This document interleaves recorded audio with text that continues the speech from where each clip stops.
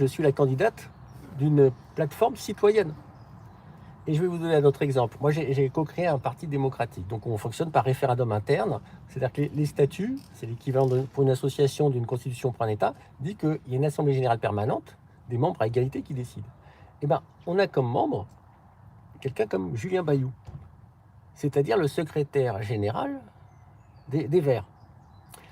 Et j'ai regardé dans les statuts des Verts, il a le droit de le faire, il a le droit d'aller dans des partis qui sont compatibles, disons. Oui. Si je voyais qu'il était dans le Rassemblement national, là, ça passe scandale. Mais il a le droit, parce que on est pour la démocratie, etc., etc. Mais pourquoi il vient là? Pour prendre les idées, pour prendre le discours. Moi, même avant qu'il soit membre de Décider, moi, je le voyais dans un endroit qui est un peu dédié à la démocratie du côté du jardin de Belleville, ça s'appelle les Halles civiques, et je le voyais à des réunions. Il y a même des personnes qui ont été un peu fâchées qu'il soit là. Voilà, ils sont là pour prendre ce discours. Pour moi, ça a commencé en particulier en 2006. C'est-à-dire, donc, il y a eu le dernier référendum qu'on a eu il y a 17 ans en France. Voilà.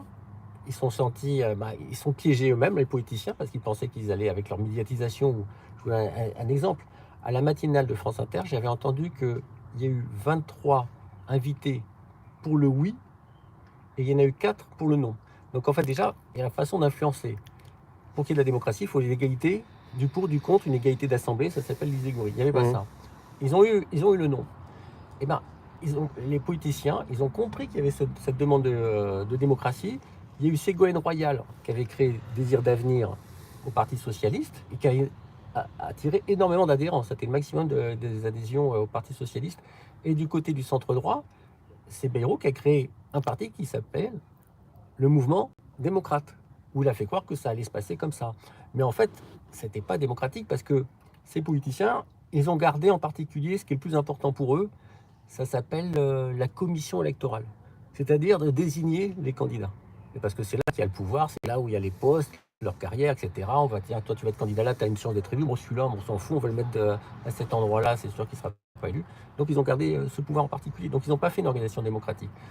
Macron, il a fait la même chose. Il y a plein de gens qui ont cru que ça allait être de la démocratie. Et puis après, il y a eu dans son parti les marcheurs en colère, qui ont même fait une sorte de procès à la République en marche. Mais la juge a dit, ah non, mais les statuts sont trop flous. Donc c'est important quand on fait faire une organisation démocratique de ne pas faire des statuts flous, mais quelque chose de vraiment net qui engage. Et c'est-à-dire que comme les statuts sont déposés en préfecture, on est obligé de les respecter. Si on dit que voilà, les décisions se passent par une assemblée générale permanente avec des référendums, on est obligé de le respecter. Si on a marqué dans les statuts, par exemple, que les finances doivent être publiées, on doit le respecter. C'est-à-dire que si un membre dit mais vous ne le respectez pas, on va au tribunal, voilà, on perdrait. Donc on est obligé de le faire. Et pourquoi on a mis ça? Parce qu'on a envie que, par exemple, en France, nos impôts, voilà, on sache où va l'argent. Et bien c'est la même chose, mais on veut cette transparence. Oui. C'est-à-dire que la démocratie, on l'expérimente déjà entre nous. On la teste entre nous. On ne va pas proposer à quelque chose dont on n'a pas, comme dirait Coluche, un échantillon. Donc voilà, c'est un peu ça que je trouve dommage chez certains. Ils parlent de démocratie, mais est-ce qu'ils l'appliquent eux-mêmes? Et pour moi, c'est ça, c'est une belle aventure de voir qu'est-ce qu'on peut faire comme démocratie, quelles erreurs on peut faire. Par exemple, Martin Loisillon, j'ai rencontré en fait au citoyen constituant. Et lui, il faisait les manifs aussi. Oui, mais je le connais depuis beaucoup plus longtemps que ça. Voilà, mais Bon, voilà. en fait, je me rappelle, il y avait une des rares. Je peux y aller, alors je peux. Ah oui, c'est quelqu'un de très intéressant. Mais c'est liste citoyenne, parce que explique-nous aussi l'histoire des listes citoyennes. Est-ce que c'est parce qu'il y en a plein qui disent je suis gilet jaune dans la liste citoyenne. Il y a Olive aussi qui fait, je sais pas qu'est-ce qu'il fait lui mais il dit qu'il faut voter pour les listes citoyennes. Alors pour nous, comme il y a du monde de toute la France, si les gens ils savent pas trop pour qui, mais il y a une dame là, elle dit je suis dans le Nord, c'est dommage, on n'a pas de liste citoyenne. Ça dépend dans quel coin ils sont. C'est ça. Alors est-ce qu'on peut y aller alors pour les listes citoyennes? Oui, alors il y a plusieurs groupes. En fait, nous, on a essayé de faire une convergence.